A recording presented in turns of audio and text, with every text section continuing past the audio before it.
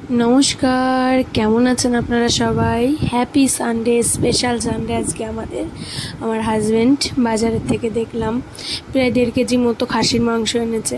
এবার ওটাকে আমি ধুয়ে পরিষ্কার করে নিচ্ছি। আর আমি পুরো মাটনের আলু দিয়ে পাতলা ঝোলের রেসিপিটা তোমাদের সঙ্গে শেয়ার করছি। নমস্কার, আমি প্রতিমা রান্নাঘরে মটন আলুর পাতলা ঝোল দেখার জন্য তোমাদের সুস্বাগতম। দেখো, মাংসটাকে ধুয়ে নিলাম। এবার মাংসটাকে ধুয়ে নিয়ে আমি মশলাগুলো সব গুছিয়ে নেব।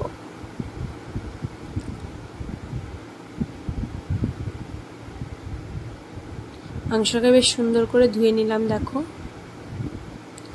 এখানে শুকনো লঙ্কা, জিরে, গোলমরিচ, বাদাম, জয়ত্রী, জয়ফল, এলাচ, দারচিনি, লবঙ্গ, এগুলো হচ্ছে গোটা মশলা, মানে খাড়া মশলা যাকে বলে। আর এটা আমি যে মাটনের জন্য আমি একটু গোলমরিচ আর জয়ফল আর জয়ত্রী দিচ্ছি। এতে মাটনের টেস্টটা বেশ সুন্দর হয়, কারণ পাটনায়ের লোকজন, বিহারের লোকজন এটা ইউজ করে। আমার অনেক দিনের ইচ্ছা একটু পাটনায় গিয়ে মাটন খাবো। দেখো, আমি এখানে জয়ত্রী জয়ফলটাকে বেটে নিলাম, তারপরে বাদামটাকে বেটে নিলাম, তারপর শুকনো লঙ্কা জিরেটাকে বেটে নিচ্ছি।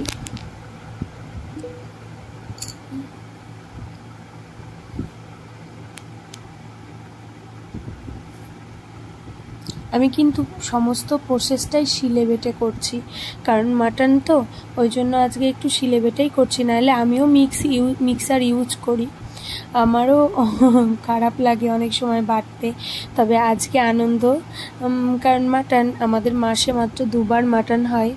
তবে জাস্ট ইয়াম্মি, আমার খুব পছন্দ, আমার হাজব্যান্ডের, আমার ছেলের, সবারই খুব পছন্দ, আমার ভাই সবারই খুব পছন্দ। তবে দেখুন আপনারা আমি কিভাবে রান্না করছি মাটন। আপনাদের পছন্দ হলে অবশ্যই কমেন্ট করে জানাবেন ভালো হয়েছে না খারাপ হয়েছে।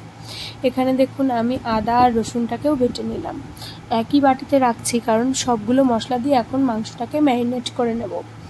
দেখুন এখানে আমি টমেটো দিয়ে দিলাম। টমেটো দিয়ে সব মশলা, জিরে বাটা, গোলমরিচ বাটা, বাদাম বাটা, লঙ্কা বাটা, তারপরে দারচিনি, এলাচ, সমস্ত কিছু একসঙ্গে যেটা বাটলাম বেটে ওর মধ্যে দিয়ে দিয়েছি। পেঁয়াজটাকে হাতের মধ্যে একটু ভালো করে মুচড়ে নেবেন, যাতে পেঁয়াজের ঝুরঝুরো ভাবগুলো হয়ে যায়। এই যে হলুদ, লবণ আর সরষের তেল দিয়ে মাংসটাকে ম্যারিনেট করতে দেবো। আদার্স আর কিচ্ছু না টক দই না কিছু। এইভাবেই আলু দিয়ে পাতলা ঝোল করব। জাস্ট আপনি শুধু এই 2 পিস মাংস হলে, একটু ঝোল হলে আপনার ভাত খাওয়া হয়ে যাবে। এই যে কড়াইতে তেল গরম বসিয়ে দিয়েছি, বসিয়ে দিয়ে দিলাম তেজপাতা, শুকনো লঙ্কা, জিরে, এলাচ, দারচিনি আর লবঙ্গ ফোড়নে। দিয়ে দেবো এর মধ্যে গোটা পেঁয়াজ।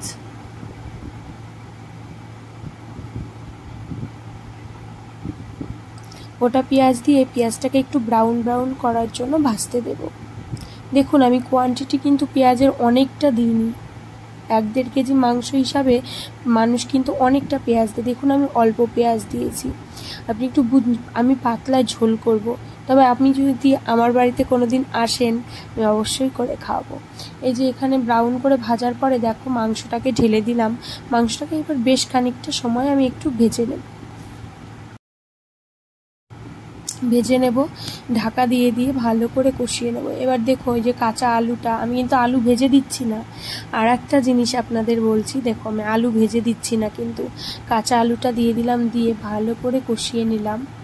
কষিয়ে নিয়ে বেশ দেখো কষানো হয়ে গেছে, তেল ছেড়ে দিয়েছে মাংসটাকে, কালারটাও বেশ সুন্দর চলে এসছে মাংস।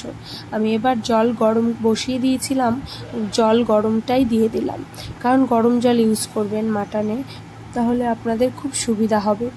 এই যে গরম জলটা দিয়ে আমি একটু ফুটতে দিয়ে আমি প্রেসার কুকারে এটাকে 2 থেকে 3টে সিটি মারব। তাহলে আমার মাটনটা বেশ সুন্দর এরকম ঝোল থাকবে আর আলু দিয়ে বেশ সুন্দর কষানো হবে। এই দেখুন, এই যে আমি এখানে তেল উঠিয়ে রেখেছিলাম, কারণ আগে দিলে তেলটা গলে যাবে, তেলটা দিয়ে দিলাম। আর এখন আমি প্রেসার কুকারে যেহেতু সিটি দেব, আর গরম মশলাটা তো ওইভাবে ঝোলের ওপরে দেওয়া হবে না, ওই জন্য এখন আমি গোটা গরম মশলাটা শিলে বেটে এই ঝোলের সঙ্গে মিশিয়ে প্রেসার কুকারে সিটি দেব।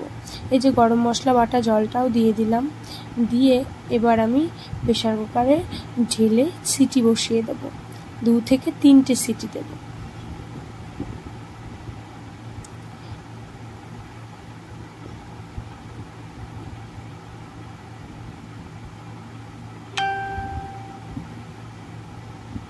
এবার প্রেশার কুকারের ছিটি যেহেতু হচ্ছে, আমি আমার হাজব্যান্ড আবার খেতে চলে এসছে, কারণ দোকানে আজকে ঘানি ভাঙানো।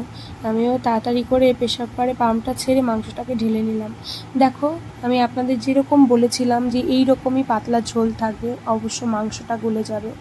দেখুন, মাংসটাও হয়ে গেছে আমার পাতলা ঝোল মাটনের। কেমন লাগলো বলবেন। থ্যাংক ইউ দেখার জন্য।